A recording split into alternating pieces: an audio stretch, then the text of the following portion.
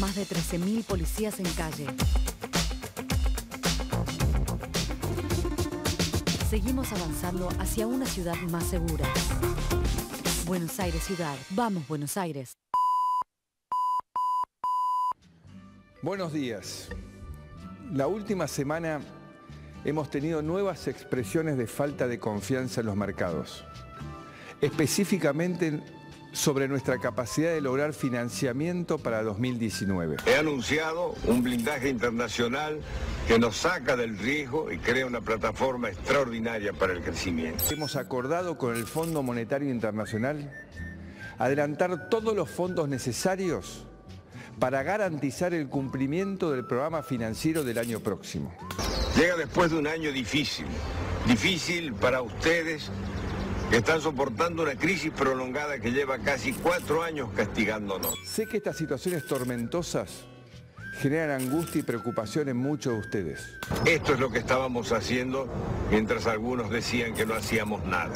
Esta decisión apunta a eliminar cualquier incertidumbre que se hubiera generado ante el empeoramiento del contexto internacional. El blindaje es una operación económica, política y financiera inédita que genera un fondo de garantía tan grande para el país que despeja cualquier amenaza o duda sobre el futuro de la Argentina. Garantizar el financiamiento para 2019 nos va a permitir fortalecer la confianza y retomar el sendero de crecimiento lo antes posible. De nuestra parte, acompañaremos este apoyo con los esfuerzos fiscales necesarios, trabajo en el que venimos avanzando muy bien. Muchas gracias. ¿Cómo nos mintieron, no, en todo este tiempo? Porque recuerden todas las veces que tuvimos que escuchar que lo peor ya pasó, que la luz al final del túnel, que el segundo semestre, que los brotes verdes y toda la cantidad de cosas que, claro, ahora vistas con el archivo, son irritantes de tan mentirosas que eran. Y si el gobierno quiere hacer algo, porque se ofenden cuando uno pone esto, el paralelo entre Macri y de la Rúa, no hay que escarbar mucho, ni hay que retorcerlo mucho. Entonces, si ellos quieren no ser comparados con de la Rúa, tienen que dejar de hacer lo mismo. No es que enojándose con los periodistas que hacemos una comparación evidente de un proceso por el cual terminan acordando un plan de gobierno con el Fondo Monetario Internacional, terminan prometiendo cosas que después no cumplen, hablan de déficit serio y después no pueden cumplir. Ese camino nosotros ya lo vimos entonces, las comparaciones, yo sé que son odiosas, pero son ellos los que tienen que dejar de hacer lo mismo para que uno no los compare y para que la sombra del desastre no planee sobre el gobierno de Mauricio Macri. Aquí vamos a ver que va a estar aquí con nosotros Julián Sicari, que es el que más conoce de cómo fue el proceso que terminó en el 2001. Y ahí hay una cifra a la que hay que darle mucha bola, que es los 1000 puntos de riesgo país. ¿Por qué les digo esto? Estamos en 700 y pico de puntos de riesgo país, a veces tocamos los 800, después baja. Cuando llegaron a los 1000 puntos de riesgo país fue cuando el Fondo Monetario Internacional les cerró la canilla a Fernando de la Rúa y lo mandó directamente a la crisis. Entonces, esos 1000 puntos de riesgo país son las cifras a las cuales el gobierno no tiene que llegar porque el Fondo Monetario le va a decir game over. Por eso, ahora, después de haber insistido en la misma receta durante tanto y tanto tiempo, el gobierno está estudiando ahora, de apuro, hoy, mañana, el fin de semana, recetas para ver cómo cierran el déficit fiscal, pero recetas heterodoxas. Lo mismo que habían repudiado y dicho que no servía, que era el pasado, que eran recetas del peronismo, que eran recetas de gente que no sabía nada. Lo mismo que el mejor equipo había desdeñado, ahora lo están mirando con cariño porque dicen, bueno, ¿cómo hacemos para cerrar el agujero fiscal? ¿Cómo hacemos para cerrar el déficit fiscal? Porque, por supuesto, van a seguir despidiendo empleados públicos, recortando partidas, sacándole plata a las universidades, sin importar que se junten 300.000 personas en una protesta, bajándole los salarios a los docentes, a los empleados estatales, y no creo que a los policías, no creo que se animen con los policías, bajándole los salarios a todo el mundo o dejando que los salarios los licúe la inflación. Pero no alcanza, por más que recorten y recorten y recorten el presupuesto del Estado, las cuentas no cierran. Entonces están empezando a pensar, che, ¿y si hacemos como hizo Labaña y ponemos retenciones? De eso vamos a estar hablando acá con el profesor Conesa, que fue el que nos dijo, que fue diputado del oficialismo, y fue el primero que nos advirtió y dijo, cuidado, que el dólar de equilibrio para volver a la cifra de 2003 sería los 40 pesos. Y fue ahí donde se tocó el dólar esta semana, llegó a tocar los 42, hoy está en 38. Pero esa empieza a ser una cifra de equilibrio a partir de la cual los que exportan pueden devolver una plata de parte, o sea, a manera de retenciones como impuestos extraordinarios sin que les afecte la rentabilidad del negocio, ni más ni menos que lo que había hecho el peronismo en el 2003 y ni más ni menos que lo que muchos de nosotros dijimos a lo largo de este tiempo en montones de editoriales. Piensen esto. Desde el 21 de abril más o menos el gobierno es como un boxeador que no entiende qué le está pasando. Un boxeador soberbio que pensaba que ganaba la pelea caminando y le entró una piña y a partir de ahí insistió en hacer el mismo juego y cada vez le entraron más piñas. ¿Qué fue lo que pasó el 21 de abril de este año? Los fondos internacionales le dijeron, muchachos, no hay más plata. ¿Sí? Hasta ahí era fácil gobernar, porque claro, aquello que hacían, pedían plata prestada y acá, ¿qué hacían? Se daban vuelta y le permitían grandes negocios a los grupos económicos, permitían negocios financieros para que la guita entrara y saliera, y algún día alguien va a tener que meter a alguien preso por esos 12.000 millones de dólares que se llevaron en la bicicleta financiera. Y además hacían obras públicas, hacían clientelismo, repartiendo plata a los movimientos sociales y ganaban elecciones. Claro, gastaban a cuatro manos. Entonces alguien dijo un día, che muchachos, esta cuenta no cierra. Pero ellos, claro que habían estudiado en universidades privadas, eran gente de otro nivel, eran empresarios, eran CEOs. ¿Cómo iban a desconfiar de ellos si eran market friendly? Bueno, no, los mercados le dijeron, se acabó la plata, no te prestamos más plata. Y a partir de ahí arrancó la crisis. Y a partir de ahí, desde ese 21 de abril, es que el dólar se le fue disparando. El gobierno no atinó a hacer nada, no atinó a nada, digo, a nada inteligente, importante. Hizo recetas previsibles que tuvieron resultados previsibles. Con el Fondo Monetario Internacional pasó lo que ya tantas veces había pasado en la historia. Se comprometieron a un acuerdo que no podían cumplir.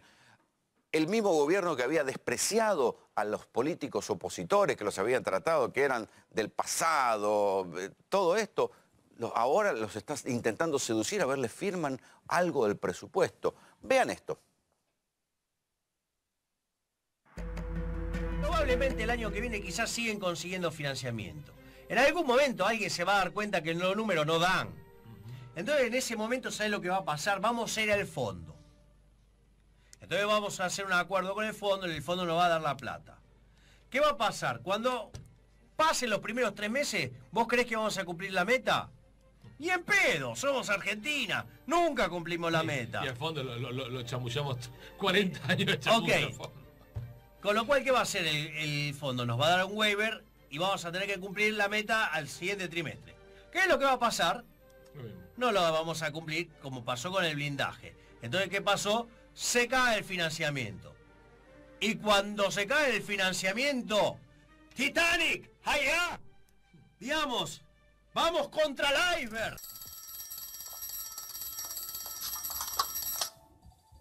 Sí, ¿qué es lo que ves? ¡Iceberg a la vista! ¡Se va a estrellar!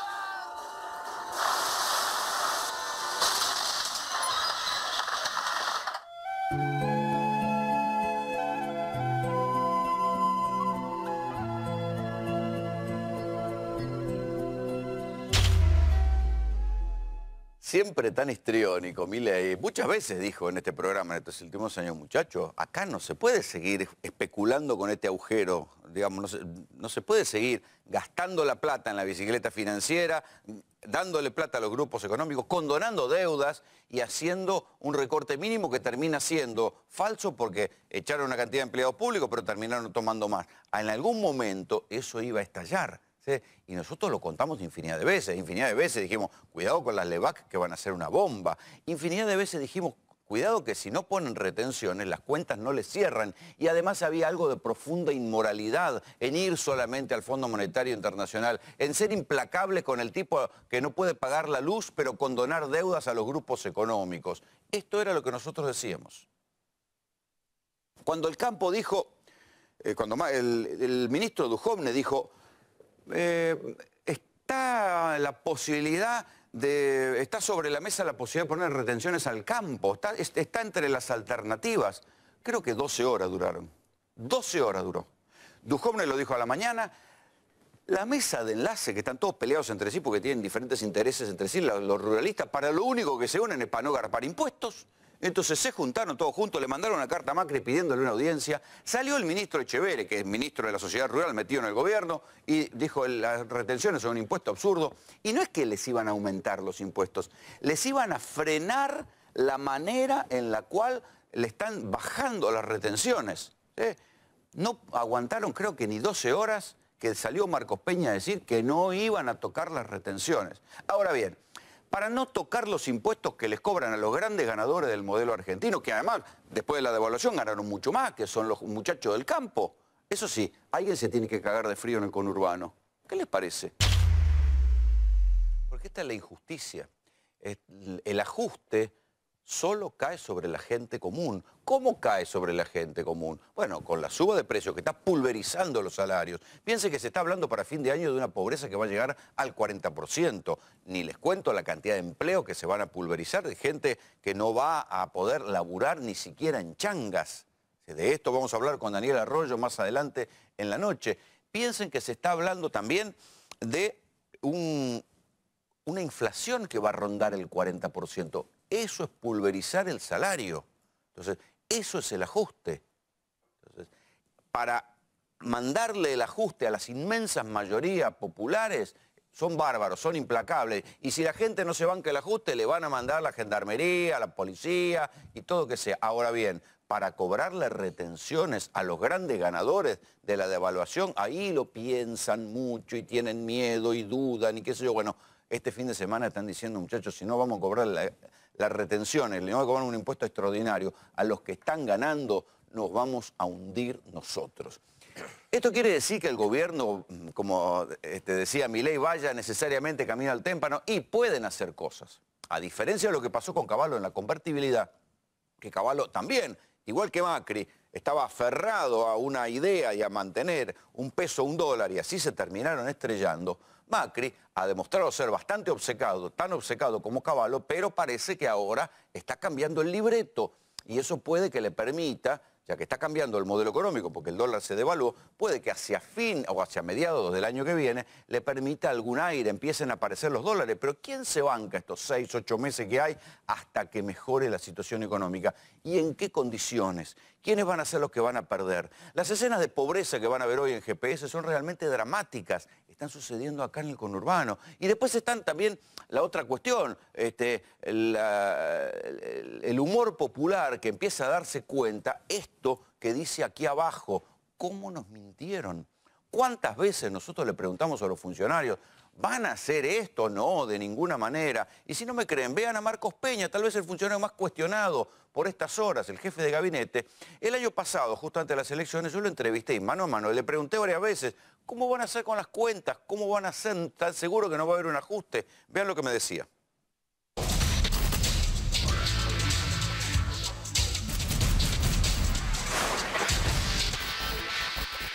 ¿Hay ajuste después de las elecciones? ¿Están aguantando y después, bueno... No, es que justamente ¿Viene un ajuste porque no cierran las cuentas? No hay ajuste después de las elecciones porque lo que hay es un plan predecible que va rumbo al crecimiento y hoy ya estamos creciendo. Entonces el año que viene va a ser un año de más crecimiento, de más generación de empleo, de más recuperación del salario real, de menos inflación, de más créditos, de más obra pública. Va a ser de más, no de menos. Entonces, hay una mezcla de deseo de algunos dirigentes que piden y quieren que fracasemos, que fracase la Argentina, no este gobierno. Pero la realidad es que hay una confianza muy grande del mundo y de la Argentina y de los argentinos en un camino de crecimiento. Tenemos una oportunidad única en la historia. Estamos pasando uno de los momentos difíciles todavía. Estos 2 años sabíamos que eran los años más complejos, porque había que sincerar mucha mentira. Y eso es difícil. Ahora, la pregunta del millón... Entiendo, para el que está mirando del otro lado, es este esfuerzo que pongo y que estoy poniendo con mi familia en estos meses, en estos años y estas décadas acumuladas, ¿me va a traer un mejor resultado o no? Y nosotros decimos que sí, estamos absolutamente convencidos que sí. Esto es lo que decía el jefe de gabinete. Y ahora se entiende, a la luz de lo que pasó después, que el mejor equipo de los últimos 50 años o nos mentían o no sabían lo que estaban haciendo. Ahora le van a echar la culpa al kirchnerismo, que se robaron un PBI, al peronismo, van a decir que el peronismo federal, los Frente Renovador son golpistas, van a decir de todo, pero ¿saben qué?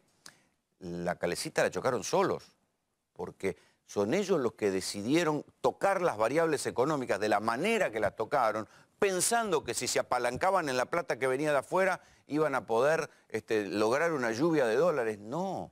La plata que vino de afuera fue para la bicicleta, entró por una ventana y salió por la otra. Y esa guita la vamos a tener que pagar nosotros. Entonces, nos empobrecieron, pulverizaron empleos y además nos endeudaron.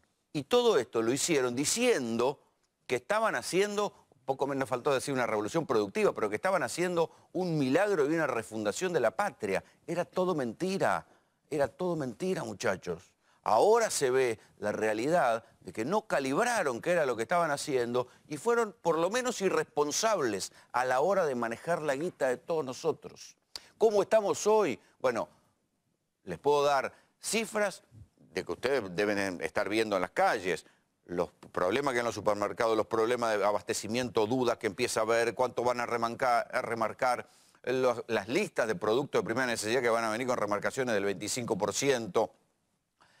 La situación que están pasando las pymes, que están siendo embargadas por la AFIP, tanto que el peronismo federal está pidiéndole que como parte de alguna negociación, si llega a haber alguna negociación en el presupuesto, se dejen de joder con embargar, la AFIP se deje de joder con embargarle la cuenta bancaria a cualquiera. Piensen que en Chubut se está diciendo que hay, en Chubut solamente, que es una de las provincias que mayor crisis tiene y donde hoy hubo saqueos, hay un video, un saqueo, por lo menos esto que quedó registrado en un video y hay detenidos y todo.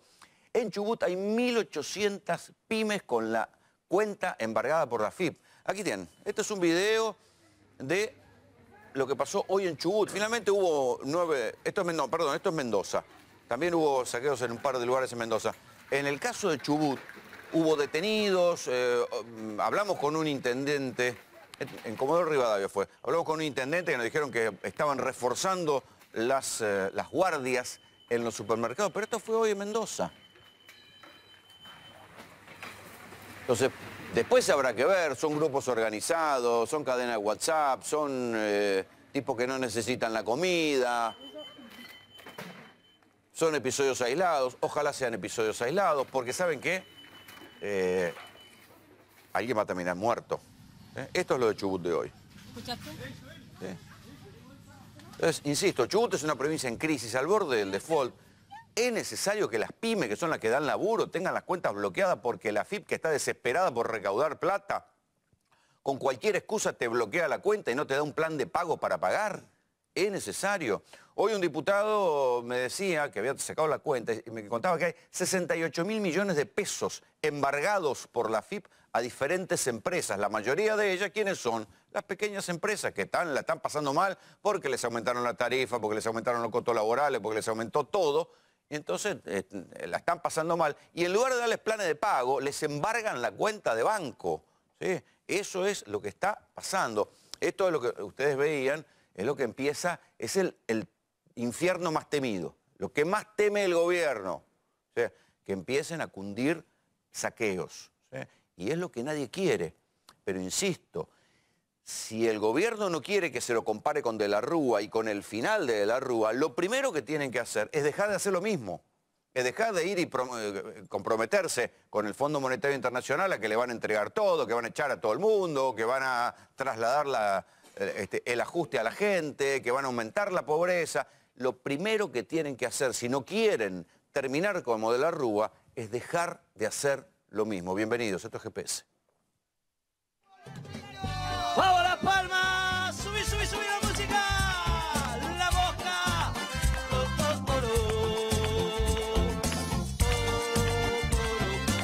Esto es lo que le pasó a un amigo, Me compré mi departamentito en cuotas.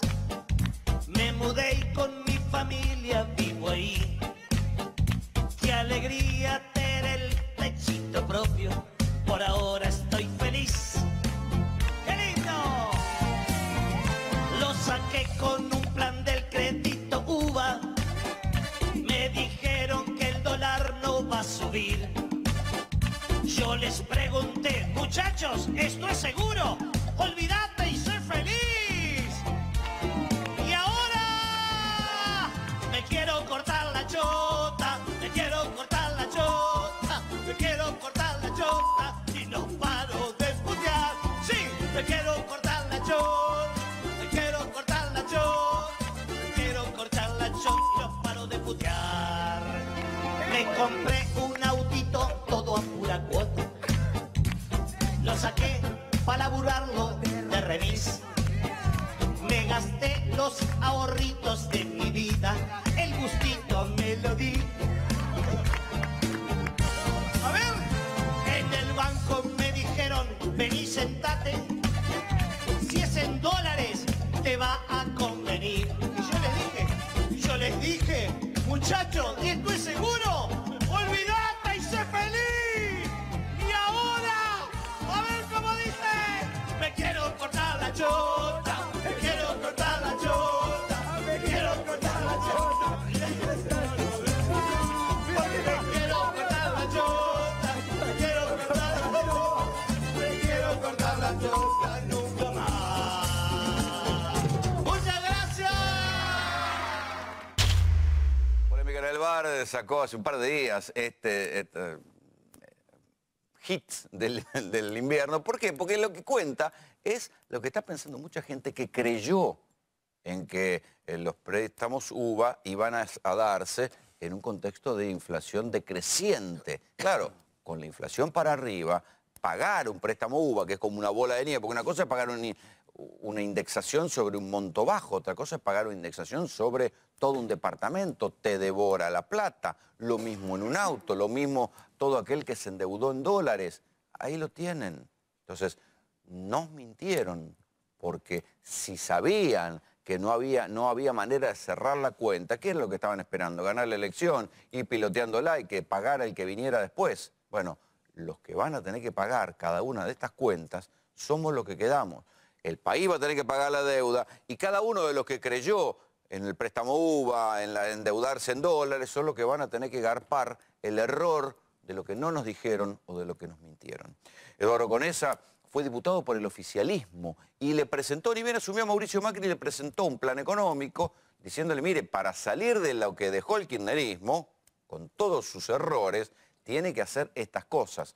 El profesor Conesa estuvo acá hace un par de semanas y nos dijo, y me parece que el dólar, para que esté en los niveles de 2003, tiene que andar a 40. Y nosotros dijimos, profesor, oiga. Bueno, estuvo en 40. Buenas noches, ¿cómo le va? Muy bien. ¿Cómo explica estos 40 pesos? Bueno, lo primero que quiero decir es que yo no pertenezco al club del helicóptero. A pesar de que Macri no me hizo caso, yo estoy haciendo propuestas para que esto salga adelante. Y bueno, acá están los proyectos de ley que presenté en el 2016 con un plan económico completo, lo que dije en la Cámara de Diputados cuando se discutió el proyecto. Y acá tengo 20 proyectos de ley en este libro donde propongo un plan económico concreto. O sea que, digamos, yo trato de aportar. Ya que fui diputado del PRO, mi crítica no es no, sí, claro. para darle... Por eso justamente es especialmente valiosa, porque usted intentó debatir de alguna manera sentido. Y no lo escucharon. Exactamente. Yo creo que primero tenemos una crisis de corrupción que habría que discutir largo y tendido cómo se combate. Yo creo que no basta combatirla con el Poder Judicial, porque el Poder Judicial también está sujeto a la corrupción, sino que se combate con otros sistemas como la... Está bien, pero ahora están reunidos ahora discutiendo. ¿Qué tienen que hacer? Claro, lo importante ahora es la crisis cambiaria y cómo encauzar esta crisis cambiaria y cómo a partir de este dólar a 40 hacer un programa de desarrollo económico. Bueno, una de las primeras cosas que hay que hacer es precisamente lo que vos decías, poner retenciones a las exportaciones. En el proyecto que yo presenté ya en el 2016 ponía un tipo de cambio similar a 40 a los precios del 2016 con retenciones del 20% a los bienes primarios, sea exportación de litio, sea exportación de trigo, sea exportación de soja, todo 20%. Bueno, más un derecho de importación uniforme para proteger la industria, solamente el 10%. ¿Eso cerraría el agujero fiscal? Con eso cierra completamente el agujero fiscal, porque con el dólar a 40, el déficit se licúa, el tamaño del Estado en relación al PBI se achica, porque crece la participación de los sectores productivos, cuyos precios siguen a los internacionales, y en cambio el Estado se achica. Con eso solo ya achicamos el Estado. ¿En cuánto tiempo? Eso es instantáneo. Con el dólar alto, inmediatamente el Estado proporcionalmente dentro del PBI se achica. Y se achica también instantáneamente el déficit. Entonces, con esos dos impuestos se cubre totalmente el déficit del 1,3. ¿Y por qué no lo hicieron antes? ¿Y por qué no lo escucharon usted? Bueno, porque lamentablemente estaban presos de la ideología de Cavallo, de Martínez de Oz. Yo tengo 2 libros escritos sobre la fuga de capitales. La fuga de capitales se corresponde exactamente con la deuda externa. Cuando tomamos deuda externa... La plata entra por un lado y sale por el otro. Exactamente, no sirve absolutamente para nada. Para crecer en serio hay que exportar. Pero en eso también nos mintieron, profesor, porque dijeron, vamos a tomar deuda para hacer las obras de infraestructura que el kirchnerismo no hizo. Y la verdad es que entró por una puerta y salió por la otra la plata. Exactamente, es un error gravísimo. Por eso la política consistente está en el desarrollo de las exportaciones. Nosotros, en la Argentina, hace 70 años teníamos el 3% de las exportaciones mundiales. Ahora tenemos el 3 por 1000. Qué desastre. Exportamos 30 veces más que Corea en el año 1960, en la época de Frondizi, y ahora Corea exporta por 800.000 millones de dólares y nosotros por 60.000. O sea, nos hemos 10 veces menos que Corea. Un retroceso. Y antes nosotros exportamos 30 veces más que ellos. O sea, acá el problema del desarrollo argentino es el problema de las exportaciones. Cuando el dólar está alto hay demanda de trabajo. Y el salario depende de la oferta y la demanda de trabajo. Pero ahora el aumento del dólar, permítame que esto se va a sentir en los bolsillos. Bueno, no, un momentito. Dentro de un plan económico bien hecho, la suba del dólar implica que habría que bajar radicalmente la tasa de interés. La tasa de interés... No se puede vivir con 60% de tasa de interés.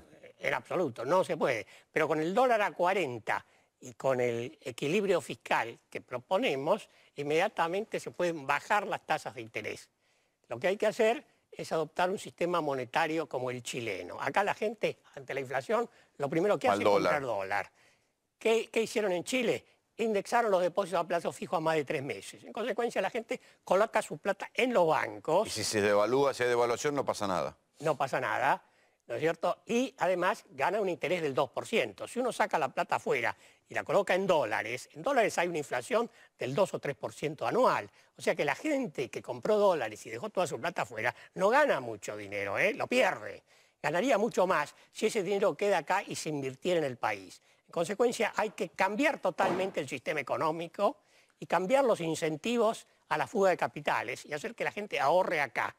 Bueno, esto lo hemos estudiado mediante un proyecto de ley muy detallado, donde se cambian totalmente las reglas de juego. La gente con este sistema deja de comprar dólares porque es sonso, es estúpido comprar dólares. Además, para asegurar que se invierta para la exportación, proponemos no solamente la indexación de los depósitos a plazo fijo a más de 3 meses, sino también la indexación del tipo de cambio. O sea, el que invierte para exportar está asegurado que la inflación no se va a comer el tipo de cambio. Ahí tengo a Néstor Espósito que quiere preguntarle algo. Sí, básicamente porque en la receta que usted habla de cobrar retenciones o impuestos a las exportaciones, está faltando una parte, que es si los exportadores van a querer pagar eso y en caso de que se nieguen a hacerlo, ¿de qué manera coercitiva se lo puede hacer? Ahí hay una fuerte resistencia. De hecho, si se imponen las importaciones, la primera consecuencia podría ser la renuncia de Echevere.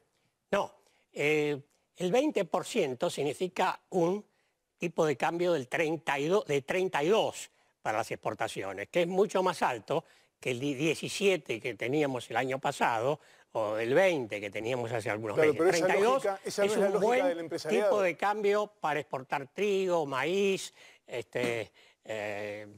litio, cualquier Pero a estos muchachos no les gusta perder ni el truco. Bueno, Lo tienen que pagar sí o sí. Pero doctor... Esto es conveniente para ellos, porque además de tener un tipo de cambio mucho más alto que el que tenían antes, lo tienen indexado. Pero doctor, perdóneme una pregunta. Si esto hubiera pasado cuando el dólar estaba a 30 y la solución es, dicen, llevamos el dólar a 40 y a ustedes le damos 32, le está dando algo más. Pero hoy el que liquidó a 40 y no va a tener ganas de liquidar de nuevo a 32. Claro. Porque no están poniendo el precio, se lo hizo el mercado, no lo están, ni ellos no están manejando la economía y no tienen ganas de manejarla.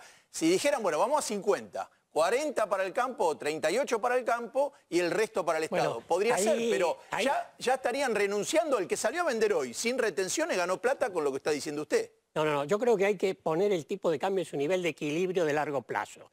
El nivel de equilibrio de largo plazo es el que equilibra la cuenta corriente de la balanza de pagos, que incluye el pago de los intereses. Por ahí teníamos una placa que no sé si se puede poner, donde está la línea de regresión y se calcula exactamente cuál es el tipo de cambio de equilibrio. El tipo de cambio de equilibrio que iguala las exportaciones de bienes y servicios con las importaciones de bienes y servicios es 40 pesos por dólar, todo considerado. Las importaciones y exportaciones a precios constantes y el tipo de cambio real constante. O sea, ¿que hay alguna racionalidad en la disparada del mercado? Total y absoluta. Entonces, los sectores exportadores de bienes primarios tienen un poco menos de que 40, pero tienen 32, que es muchísimo para la exportación de trigo, maíz, litio, toda clase de minerales, pero tiene la gran ventaja de que le damos una oportunidad a la industria. Por ejemplo, en lugar de exportar mineral de litio, tenemos los yacimientos de litio más grandes del mundo, exportamos baterías de litio, todos los autos dentro de 10 años van a ser eléctricos. Ahí lo tengo un viejo tiburón y amigo mío, Raúl Aragón, que necesito que me aclares y me diga qué está pasando, amigo. ¿Qué es lo que está pasando? ¿Qué quilombo está pasando? Sí, no, es que son 3 quilombos. Simultáneamente tenemos 3 crisis funcionando. Tenemos la crisis económica, no hace falta que entremos en detalle. Tenemos la crisis social como consecuencia de la crisis económica y el efecto devastador de la inflación sobre la clase media baja y baja. Y esas dos están articuladas. Y tenemos una crisis político-institucional, si querés llamarla así, con el tema de los cuadernos, que en cualquier momento empiezan a aparecer nombres que no van a ser tan convenientes que aparezcan. Cuando eso suceda, si esa se articula, la crisis político-institucional se articula con la crisis económica, o sea, con este gobierno, tenés la tormenta perfecta, porque las 3 están articuladas y estamos yendo en dirección a las elecciones, lo cual le agrega un factor más.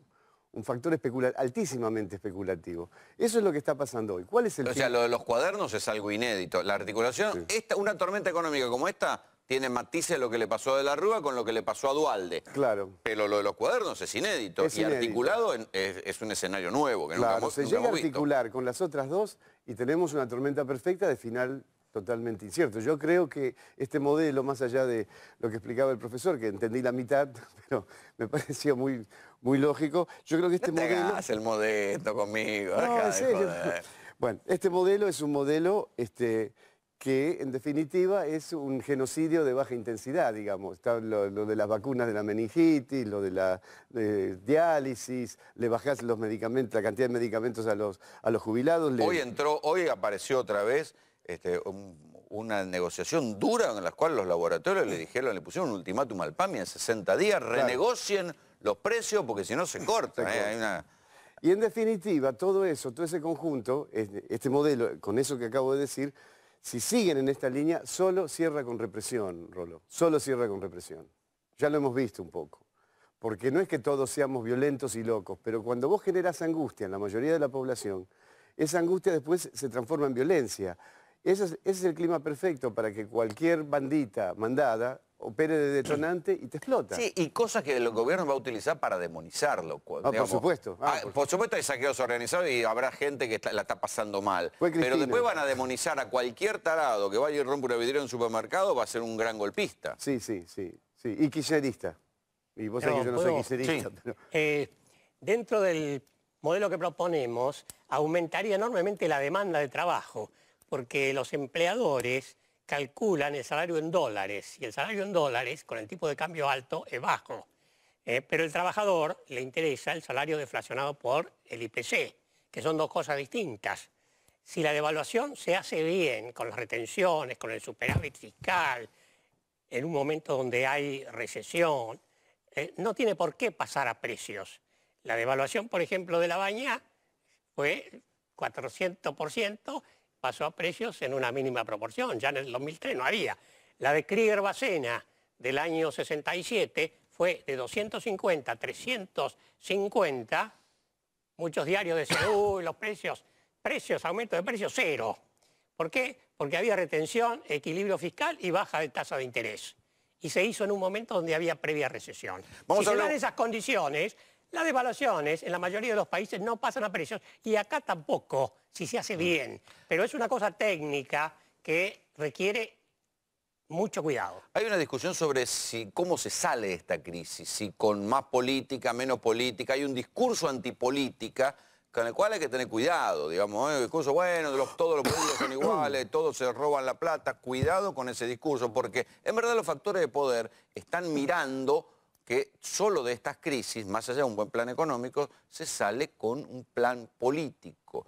Fernando, la política, el peronismo que gobierna provincias, hasta ahora había estado muy cauteloso, pero hoy hubo un tuit de un gobernador ya como diciendo, Macri cambia los planes. Claro, Carlos Berna, el gobernador de La Pampa, dijo la misma frase que dijo el Alberto el otro día. Rodríguez Sá empezó con la misma frase, Macri fracasó. Fracasó en el control de la inflación, en la unión de los argentinos, en la reducción de la pobreza, en el control de la macroeconomía. La semana próxima, gobernadores y legisladores nacionales, vamos a profundizar el análisis para proponer soluciones.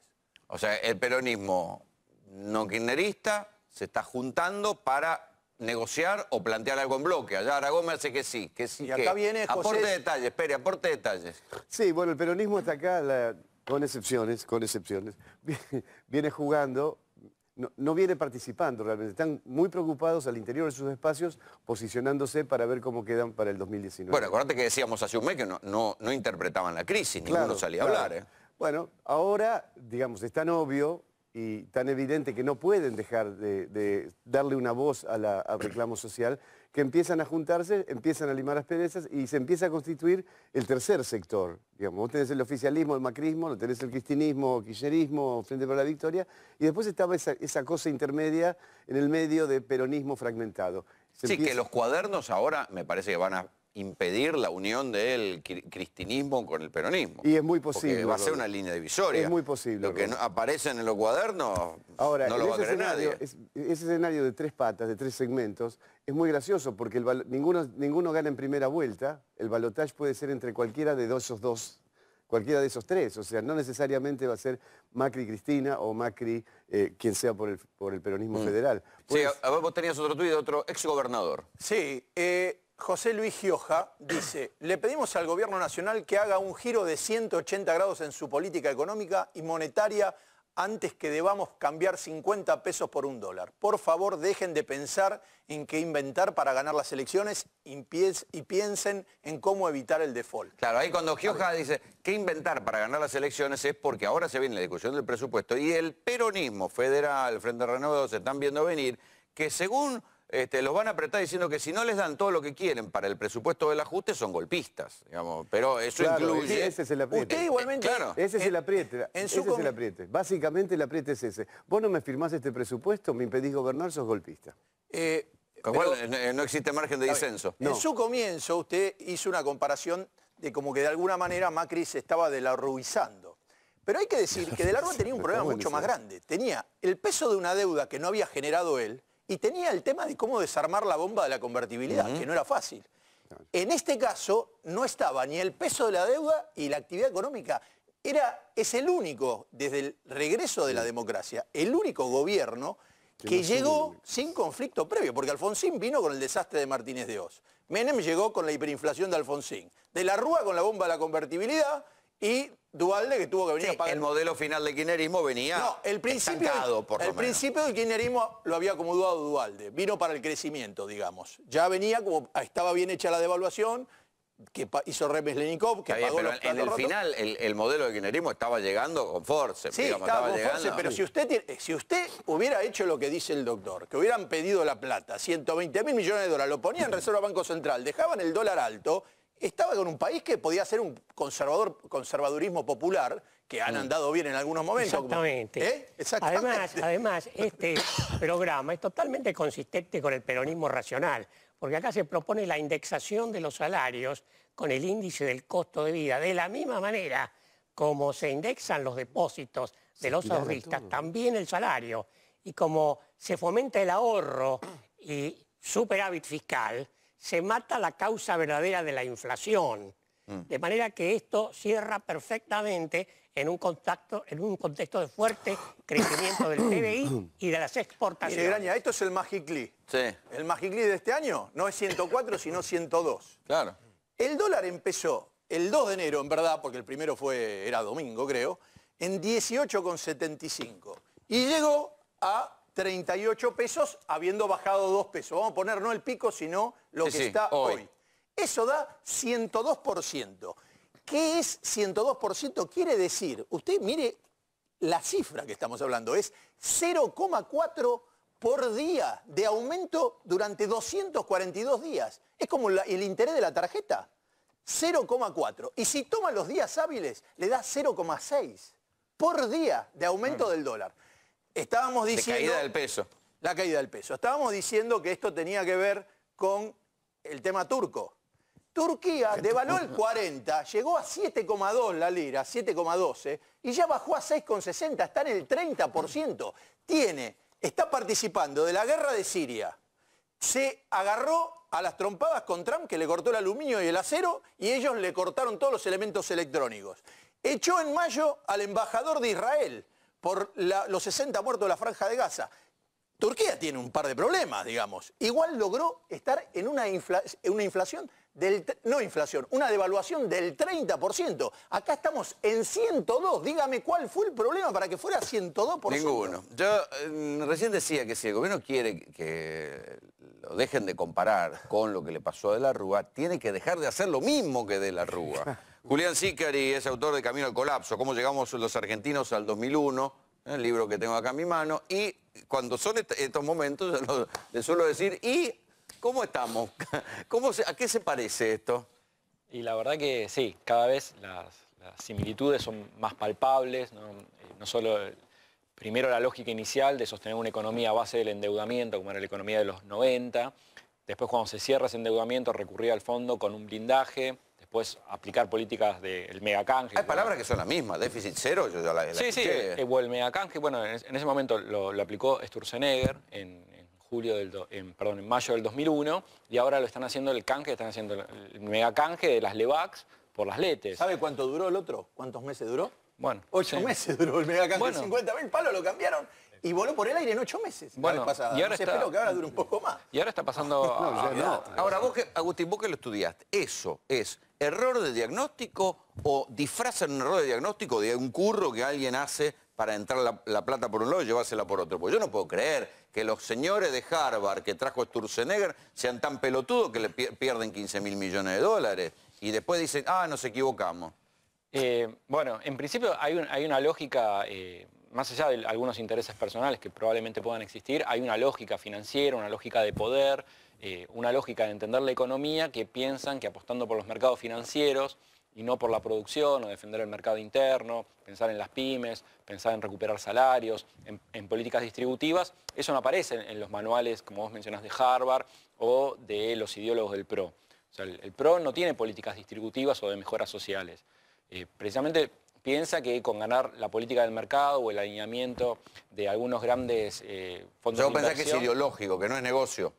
Puede existir, pero... Ahí lo tengo a Agustín Datelli. ¿Vos qué pensás? ¿Es ideológico o es negocio? No, es negocio, qué ideológico. ¿No? O si vos querés meter ¿Por qué nunca agarramos nada así nosotros? Claro. Nunca nos toca a nosotros. Estamos en el negocio equivocado, Rolo. Raúl, hagamos algo. Sí, siempre perdemos. Definitivamente, Rolo, estamos en el negocio equivocado. Hace años que vemos pasar la guita. ¿Sabes qué, Rolando? Si vos querés un dato objetivo, ¿no? Ayer, cuando el dólar estaba en 41, 42, el Banco Central sale a timbear 500 millones. De esos 500 se venden 330. Fueron todas operaciones de 2 millones de dólares.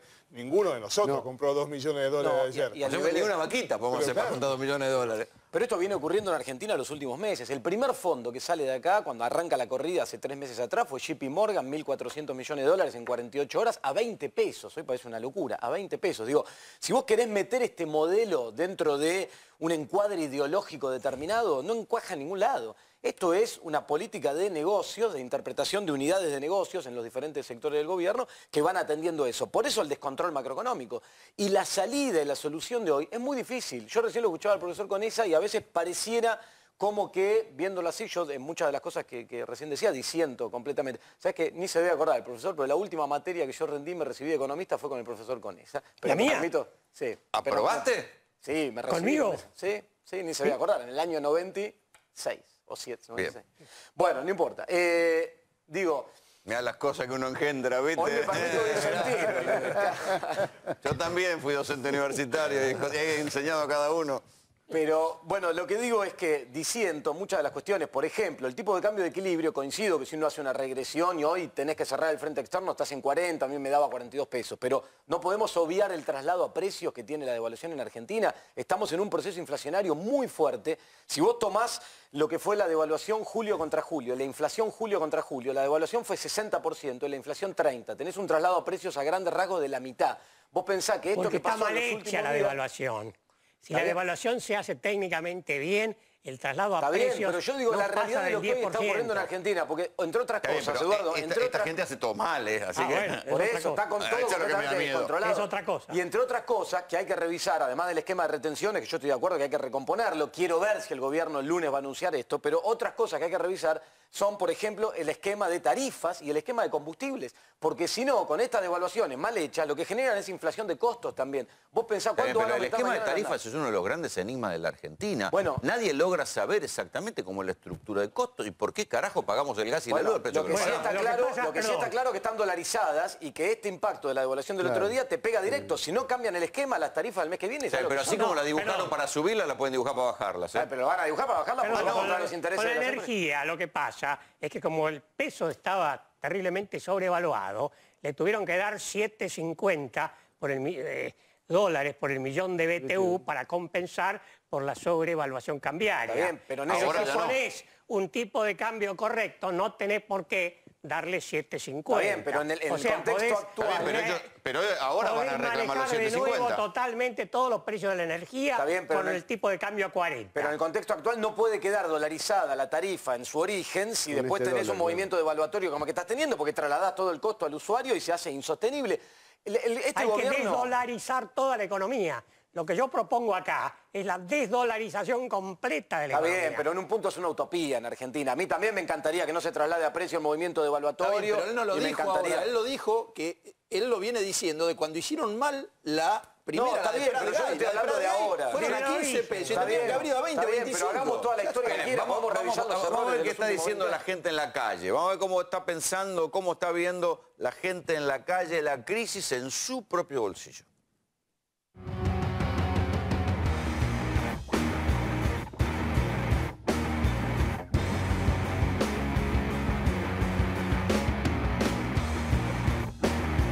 ¿Cómo le parece que está manejando la crisis el gobierno?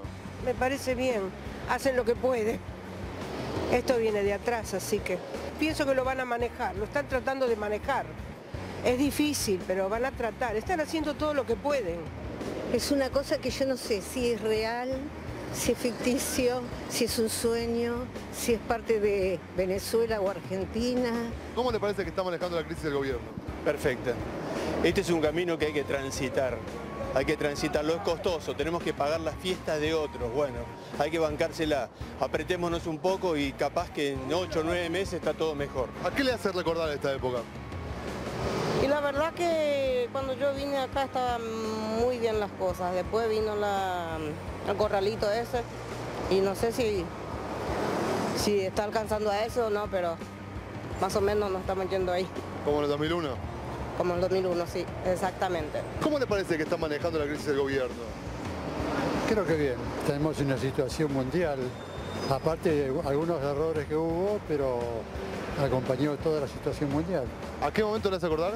2001. ¿Por qué? Vamos para atrás, porque ya lo pasé. Entonces, no hay vuelta atrás. ¿Y tiene que ponerle un nombre al culpable de que esta situación se esté sucediendo sobre el país? Culpables son el gobierno anterior que derrochó al anterior y al anterior, que derrocharon la plata y nunca se manejaron con un presupuesto equilibrado ni nada. ¿A qué momento le hace recordar esta situación que estamos viviendo? Y creo que en la época de Alfonsín, que todos los días aumentaba y pagaba un precio hoy y mañana ya estaba otro precio. O a las 2 horas, 3.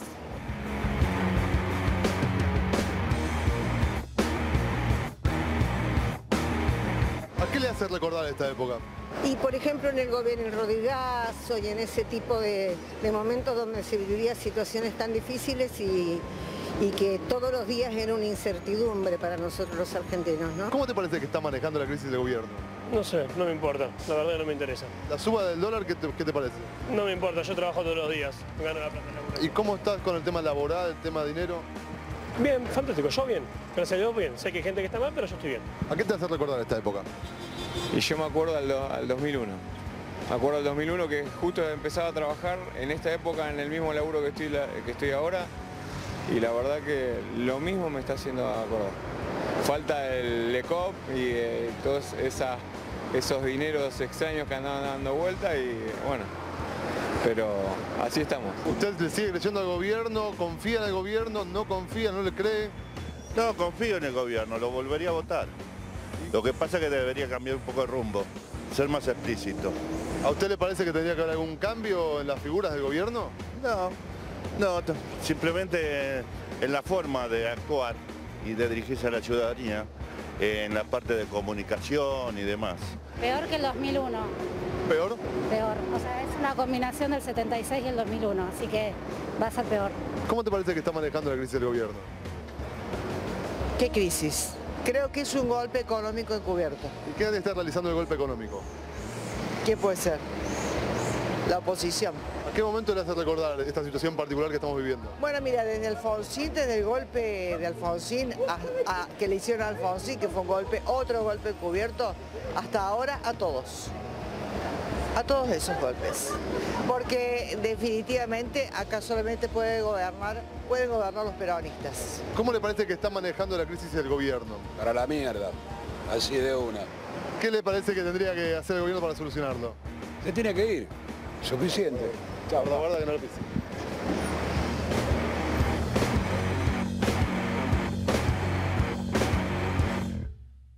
Fíjese lo que es la polarización, ¿no? Porque hay mucha gente, y les aseguro que hasta a nosotros mismos nos sorprendió, mucha gente que dice, no hay crisis, tiene que ver mucho también con el bolsillo, me parece, ¿no? Aquel que logra, está en un sector de la sociedad, que en ese 40% de la sociedad que está a salvo de la crisis, y dice que, y bueno, la ve bien, o piensa que esto es necesario para que venga un futuro mejor. Está bien, pero va a cambiar San Bernardo por Miami, ¿eh? Que se le quede claro, ya no va más a Miami, van a San Bernardo con un dólar pero, a 40. Por lo que sea, hay gente que todavía banca al gobierno, ¿eh? No hay que tomarlo a la ligera. Cuando nosotros decíamos recién, ¿a qué le hace acordar este momento? Se lo voy a preguntar a Julián. ¿A qué hace acordar este momento? Y bueno, indefectiblemente al 2001, constantemente uno... La gente, sí, técnicamente... Sí. Y tiene bastantes similitudes, también tiene diferencias, ¿no? Que no existe la convertibilidad y que, por ejemplo, el epicentro de la crisis no se da en el sistema bancario, sino que la crisis es esencialmente cambiaria en este momento por la carencia de dólares. Entonces, esa es una diferencia importante y algo que vos estabas señalando, bueno, se veía en las encuestas, es que aún las políticas de la Rúa, ¿no? Que generaban desempleo, pobreza, caída del consumo, de la inversión, generaban un rechazo muy grande en la población, ¿no? Eso que finalmente todos le terminaron saltando en la mano. En este momento que pasa lo mismo, llama la atención de que hay sectores importantes todavía de la sociedad que apoyan al macrismo. Entonces, mientras exista ese 30-35% que apoya al macrismo, es muy difícil pensar la crisis política en los mismos términos que en el 2001, porque en este momento todavía están las alternativas. De la Rúa en la elección del 2001 saca el 22%. Sí, en realidad eran los sectores opositores de la alianza. O sea, dentro de la alianza todas las listas opositoras son las que ganan. Pero lo que llama la atención, en el 2001 había un desmoronamiento total del sistema de partidos y de la representación. En este momento, por más que haya desconfianza, existe la polarización y existen alternativas muy claras. O sea, el macrismo no está desarmado y también el kirchnerismo es una alternativa viable, armada, con cierta base importante y el peronismo federal está, si se quiere, disperso, pero tiene, tiene la potencialidad tiene poder de fuego. Clara para volver a armarse. Sí, Fer. No, que yo creo que realmente me parece que por experiencia histórica es desde que yo tengo uso de razón, desde los 70, yo creo que es el gobierno al que más paciencia se le ha tenido. Porque no ha tenido, digamos, parar la hiperinflación, como logró en un momento Menem, así sea con un modelo contrario al peronismo, que lo había llevado y todo, era como un éxito. A ver, le quiero preguntar a Daniel Arroyo, ¿hay paciencia en los sectores populares? No, yo diría, primero, lo complejo que es construir consenso en una sociedad que está tan dividida. Una parte de los sectores populares se rompió el contrato social. En una parte de los sectores populares... ¿Qué quiere decir se rompió el contrato social? Se rompió el contrato social, quiere decir que hasta hace poco tiempo el gobierno generaba expectativas, no resultados, pero expectativas. Una parte importante de los sectores pobres decían, bueno, esto va a arrancar, ojalá. Dejaron de creerle al gobierno, pero no le creen a nada de la política. Nada es nada. En una parte de los sectores más pobres, la sensación es que el Estado se corrió, que hay planes sociales, que transfiere plata y nada más. Y cada uno tiene que ir por la libre. Como cada uno tiene que ir por la libre, sabe lo mejor y lo peor. El pibe que se mata estudiando, el que vende droga, el que va al trueque, cada uno hace lo que puede. Ahí hay una parte de la sociedad que siente que ya el Estado no está, que se rompió el contrato social y hay un desafío grande, para quienes somos opositores, de llenar ese vacío, de plantear propuestas y hacerlo en serio y rápido. Esa es una parte. Lo que pasa es que las postales de crisis, Daniel, las que ves vos, las que vemos nosotros cuando salimos con la cámara, empiezan a ser escalofriantes. Brutales, brutales. Yo tengo como lógica ir a un lugar y volver a los 6 meses. Voy a un comedor, vuelvo a los 6 meses, hay más gente. ¿Qué es un comedor comunitario hoy? Gente que está en el comedor y gente grande al costadito, que no se anima a entrar, pero está esperando para comer. ¿Qué pasa a las 11:30 en una escuela hoy? Se quedan los chicos del cupo del comedor escolar y los que no también, no se van porque no tienen. Entonces la directora inventa algo, la cocinera va y estira lo que puede, le pide a los proveedores del barrio, los del barrio ya no le dan más porque no tienen cómo sostenerse. Esa es la realidad cotidiana en un barrio. Vas a las 3 de la tarde... Y eso que la propia gobernadora Vidal tiró guita en el conurbano para tapar algo. Sí, puso 300... No alcanza, pero... puso 300 millones de pesos, ahora acaba de poner 1.000 más, está buscando... Pero ¿qué es? Hay 1.700.000 chicos que comen en las escuelas. ¿Por cuánto comen? 19 pesos. ¿Qué están comiendo? Un pedazo de pan de la semana pasada, una feta de jamón de lo que quedó. Ahí hay una parte de la sociedad. Mirá, vamos a ver esto. Sucede en Moreno. Las postales de las que yo les hablaba recién.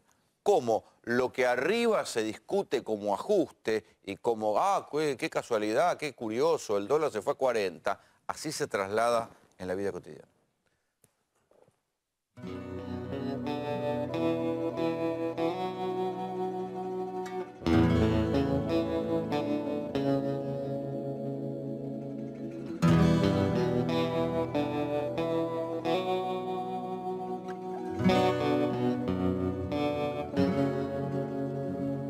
¿Cómo viven en tu barrio la crisis económica?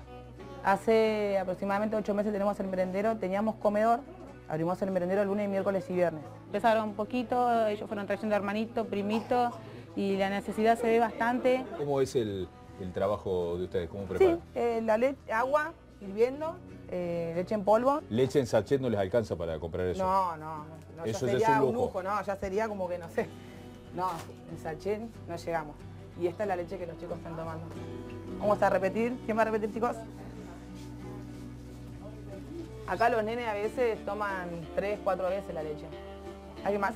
A veces no llegamos con la leche para todos. ¿Y los días que no tienen merendero te dicen algo los chicos en el barrio? Vienen. ¿Vienen igual? Vienen, sí. ¿Hay merendero? No hay. Y es triste también porque no llegamos para hacer los 5 días. ¿Cómo se calefaccionan acá? Con mi salamandra. A ver, vamos a ver. Con esta, mira. ¿Cuánto te llegó de luz? Tenés una factura de 4.300 pesos. Claro, son 2 meses, como no los podía pagar, los hice en cuota. Soy pensionada de discapacidad, date cuenta, no llego. ¿Cuánto cobras de pensión por mes? Y 5.500 más o menos.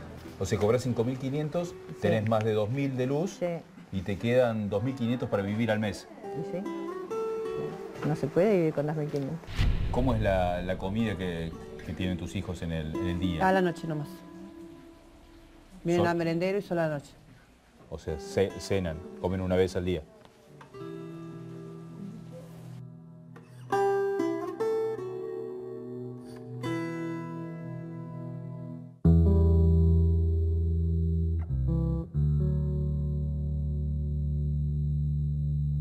los llevo a los chicos a comer, a tomar la chocolatada. ¿O cómo es la situación tuya económica? Sí, se me complica bastante por el tema de que no consigo trabajo y más ahora que estoy enferma. Me agarró tuberculosis hace 3 semanas. ¿Cómo te administras con la comida? Cocino lo del día nomás y después cuando lo llevo al merendero no hago nada acá en casa. ¿Y qué guardas en tu heladera? Tengo algo de verduras, de frutas. Algo de ensalada. Ahí, una ensalada guardada. ¿Y tu heladera siempre estuvo así o antes tenías más comida? No, antes tenía más, antes la llenábamos un poco más.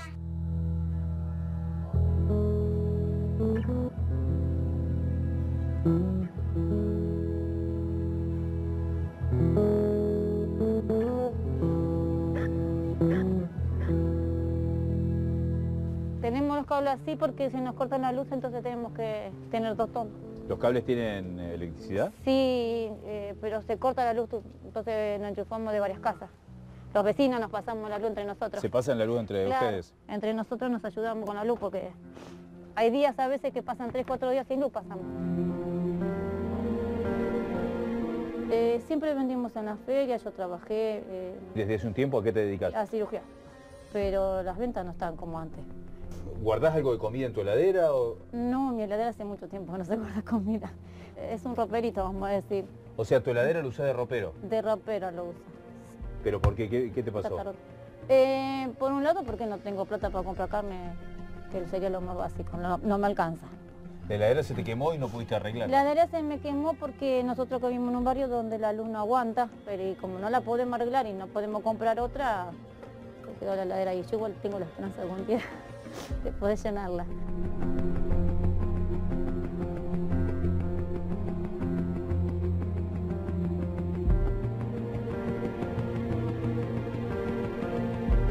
Pase.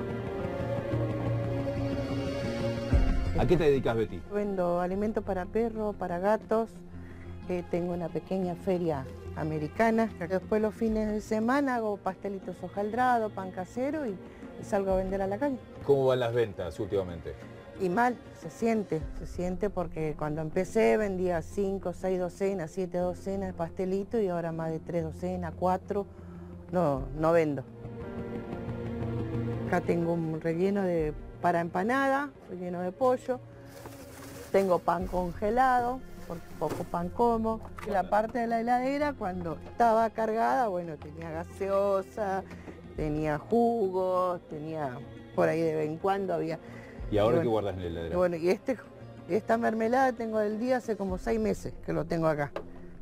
Y bueno, vivo el día a día. Estamos volviendo otra vez al trueque. Hay gente que viene y me dice, Betty, ¿me cambiás por un arroz, me cambiás por un aceite? ¿Te gustaría volver a llenar la heladera? Sí. Cosa venía a abrir, decir, bueno, mirá hoy qué como, tengo una milanesa, tengo un pedazo de carne de cerdo o algo. O una torta, guardar una torta, que antes lo hacía los primeros tiempos, lo hacía y ahora no lo puedo hacer.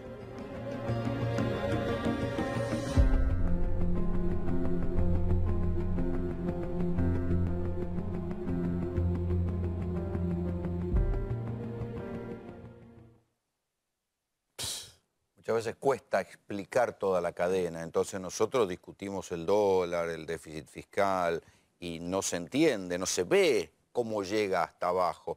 Y se traduce, lo que sucede arriba, baja y se traduce en esto.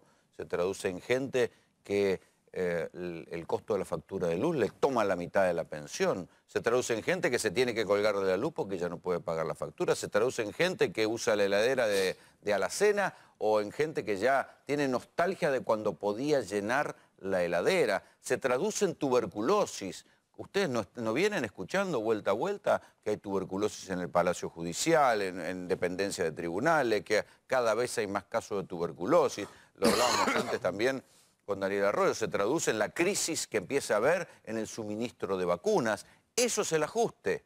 Entonces lo que arriba se discute como ajuste, el déficit fiscal, y se discute con palabras difíciles, al final de la cadena, en lo más bajo de la sociedad, pero en la inmensa mayoría de la población pauperizada, se traslada en estas historias, de las cuales vos debés tener otras tantas. Primero, nosotros estamos yendo al siglo XIX. Tuberculosis y Chagas no solo son enfermedades de la pobreza, sino son enfermedades que habíamos resuelto. Estamos volviendo para atrás. Sí, en cualquier momento vuelve la polio. Bueno, es que estamos ante una situación crítica. Para gran parte de la sociedad, y gran parte es por lo menos el 40% de la sociedad, el próximo día es el horizonte que tiene, no es el mes, el dólar, lo que viene. No. Y hay millones de personas como esta gente de la nota. Absolutamente. Y además, estos sectores cada vez más pobres están sobreendeudados a tasas altísimas. Como no le alcanza, ¿qué hace? Va a la financiera de esquina, 150% anual. ¿Qué están haciendo hoy con las jubilaciones? Los jubilados cobran del 5 al 19 de acuerdo al número de DNI. Cobran 8.600 pesos la mayoría. La entidad financiera les adelanta, se lo da el día 1 o 2, le saca 250 pesos, de 8.600. Más tomó 2 créditos porque no le alcanzaba, termina cobrando 5.000, 4.000, que es exactamente lo que le vino de la boleta de gas. Eso es la ruptura del contrato social.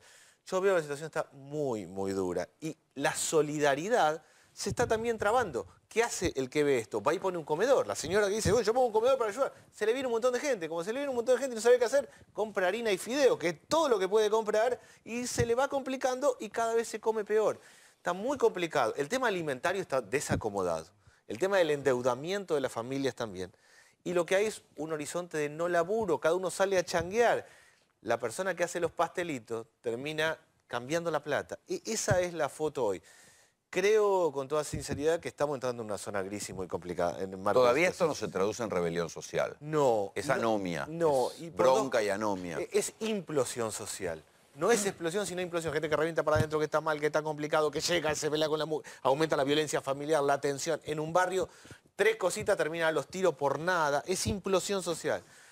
¿Por qué no se traduce en explosión? Primero porque la sociedad sabe que a más conflicto peor. Entonces no quiere conflicto, quiere que esto se resuelva, quiere encontrar la vuelta. Segundo, porque hay un montón de gente haciendo cosas. Organizaciones sociales, movimientos sociales, Cáritas, lo que fuera, el Estado, hay un montón haciendo cosas. Y existe la asignación universal por hijo que no existía en De la Rúa. En el 2001, cuando estamos hablando del 2001, había 1 millón de personas bajo programas sociales. Hay 9 millones, hay más. ¿Cómo es la cuenta? 1 millón de personas había recibiendo dinero todos los meses. En el 2001, en el medio de la crisis. En planes. En planes. Hoy hay 9 millones. Pero... Hay que decir que muchas aumentaron del kirchnerismo. Absolutamente. En realidad el kirchnerismo terminó con 8 millones, con la asignación por hijo todo, y este gobierno extendió la asignación por hijo a los monotributistas y llegó a 9 millones. Ahora, ¿qué es lo que pasa? A diferencia del 2001 en otros momentos, el plan social dejó de ser colchón. ¿Qué es la asignación por hijo? 1.600 pesos. ¿Cuánto te dura? Nada. ¿Qué es la cooperativa de trabajo? Es que están licuando los planes sociales con inflación. Exactamente. Por eso vos tenés hoy más planes sociales, pero dejaron de ser colchón económico. La pobreza es 3 cosas. Un plan social, changa, gasista, plomero, hace pastelito, hace cosas. Eso está muy complicado.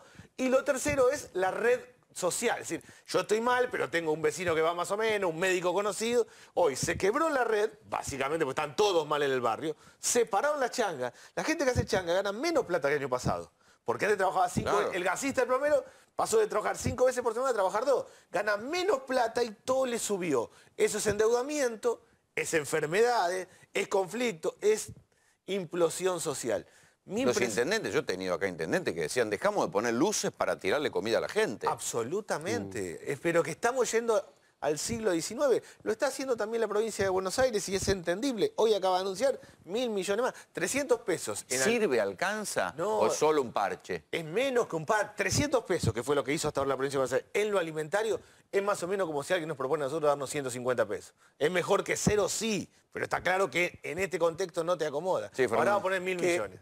Gran parte, muchos dicen, hablando con gente tanto del peronismo federal como del kirchnerismo, diciendo lo que hizo el ANSES es que esto no está estallando hoy la cosa por lo que se hizo durante toda la gestión de Massa, de Bocio y todo, que es además una ampliación de las jubilaciones. Claro, que las amas de casa hoy, ahora, eso bien, se va achicando. Para el gobierno es la raíz de muchos de los males, la moratoria y haber metido tanta gente en el sistema jubilatorio que gasta plata. Sí, pero está bien, pero el que hizo convertir un fondo de 60.000 millones de dólares y lo pusieron en papelito y ahora lo pasaron a la mitad, no fue el otro gobierno. Digo, en algo se tiene que hacer cargo. ¿Por qué le pusieron a Levac sabiendo que el dólar iba a volar por el aire? ¿Cuánto quedó del fondo ese? ¿La mitad? ¿Cuánto no se sabe. No se sabe porque el fondo de los jubilados no tiene directivos hoy. Es una cosa opaca, no se sabe qué carajo están haciendo con la plata que era el fondo de los jubilados a futuro. No sé si vos sabés algo. No, nadie sabe cuánto es, y además, de las cosas que uno puede decir rescatable fue los créditos Argenta,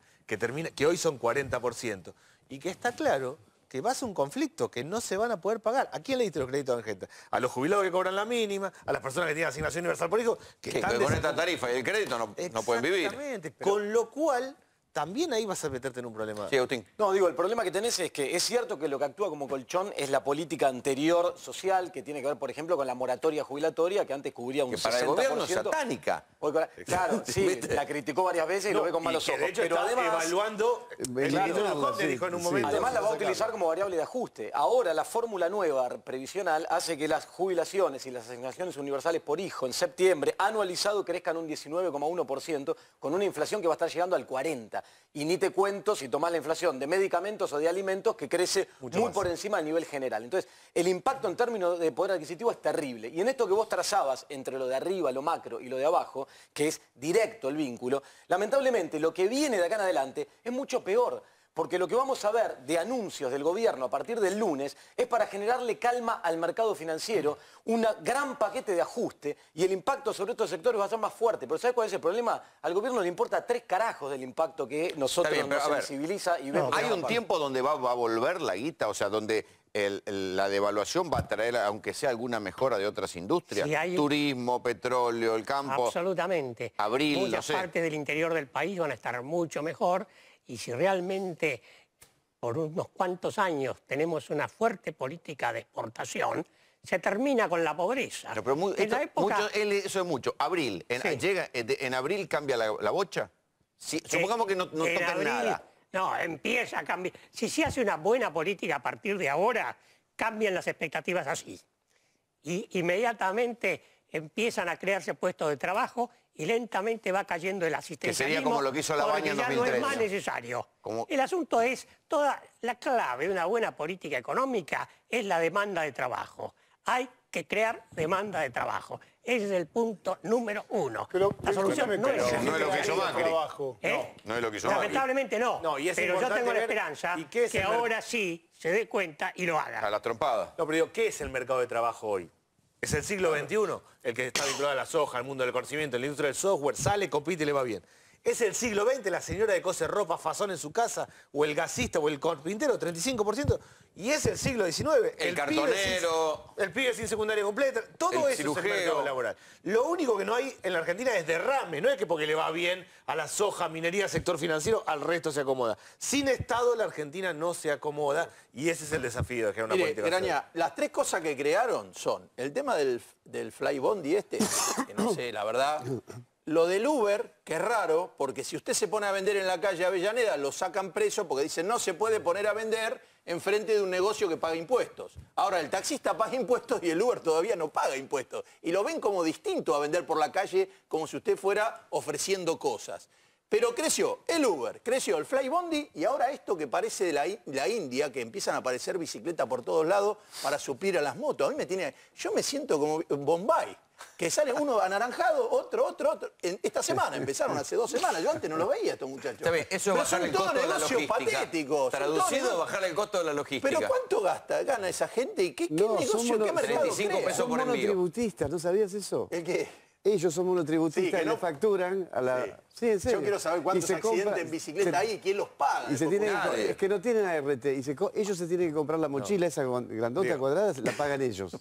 Ahora, precarización laboral. Es una situación muy complicada, verdaderamente. Ahora, creo que sí hay una tarea central, por lo menos de quienes somos dirigentes, es de no tirar piedras, de no encender la mecha y de tratar de colaborar. Está muy complicado. El gobierno debería abrir los ojos.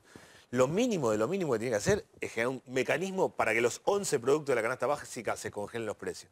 De todo lo que estamos hablando, hay un punto determinante que es el precio de los alimentos. Si el gobierno no logra establecer un criterio para que sepamos cuánto salen los alimentos y se trabe ahí, se va a complicar porque mucho. Además, los alimentos se vienen remarcando a nivel dólar. Alocadamente. Pero el dato más básico, bajó el consumo de leche. Digo, si hay algo que es imperdonable en Argentina, es que bajó el consumo de leche. En Argentina hace 20 años que hace una campaña donde todas las madres saben que los chicos tienen que tomar leche. Madre rica, madre pobre, madre grande, madre joven, todas saben que sus chicos tienen que tomar leche. Si baja el consumo de leche, quiere decir que estamos en una situación crítica. Por eso lo mínimo de lo mínimo es tomar los 11 productos de canasta básica y congelar los precios si queremos tener situación medianamente equilibrada.